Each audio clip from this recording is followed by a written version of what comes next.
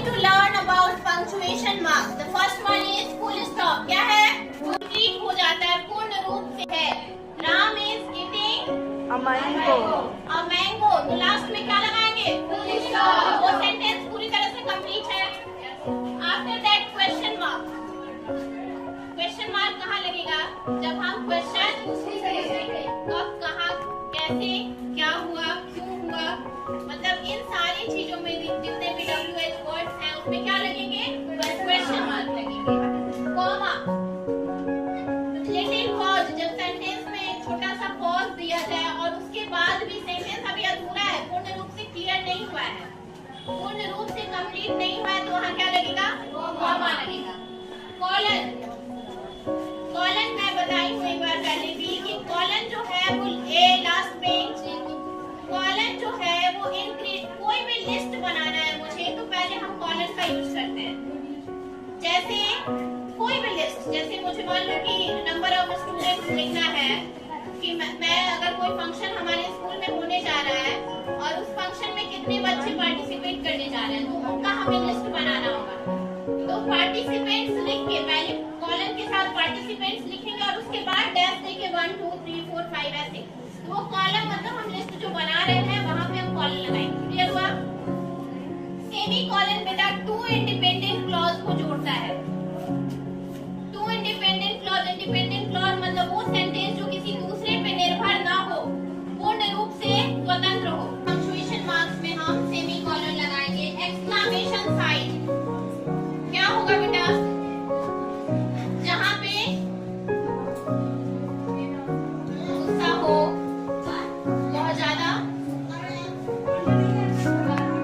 Sadness हो, anger हो, happiness हो, मतलब गुस्सा, खुशी, दुखी, ये सारी चीज को प्रकट करने के लिए हम क्या लगाएंगे? Exclamation sign. छी कितना गंदा है ये, क्या लगाएंगे?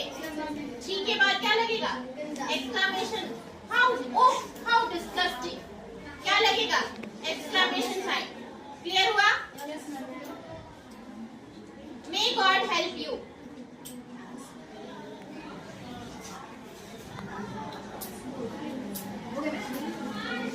मे गॉड हेल्प यू क्या लगेगा? एक्सक्लेमेट लगेगा ना? ब्रैकेट, ब्रैकेट में आ जाते हैं. अब ब्रैकेट में क्या करना है? क्या हो सकता है ब्रैकेट? कोई बताएगा?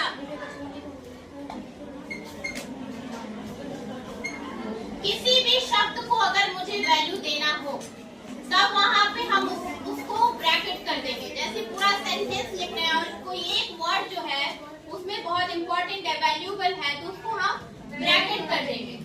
हाइफन, एक ही शब्द है लेकिन दोनों के वर्ड के बीच में हाइफन लग रहा है, मतलब उसका मीनिंग एक ही होगा.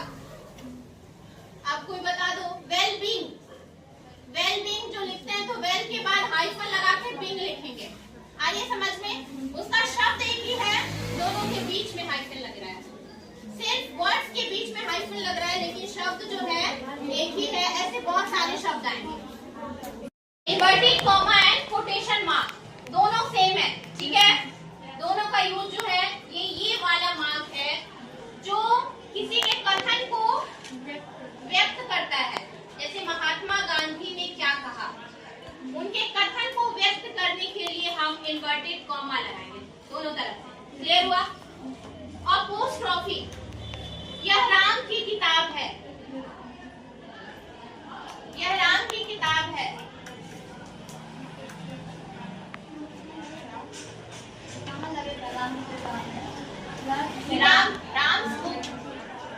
राम के साथ राम की, राम. क्लियर हो रहा है?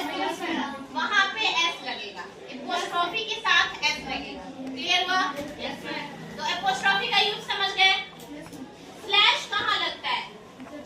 दो शब्दों के बीच में स्लैश लगता है. जब मैं कहती कि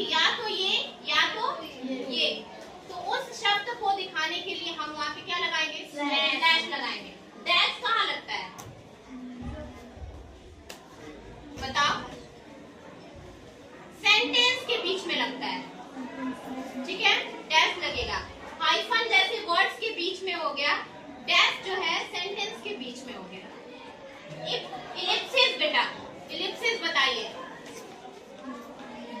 आप देखते होंगे जब कोई भी मूवी देखते हैं या कोई भी चीज आप टीवी पे देखते हैं तो उसके बाद लिखता है कि अभी कहानी अगर अधूरी रहती है, जो सीरियल वगैरह ही देखते हो तो देता है कि टू बी कंटिन्यूड, लिखता है ना, और उसके बाद डॉट डॉट डॉट, मतलब चीजें अभी पूरी नहीं हुई है, अभी ये होनी बाकी है।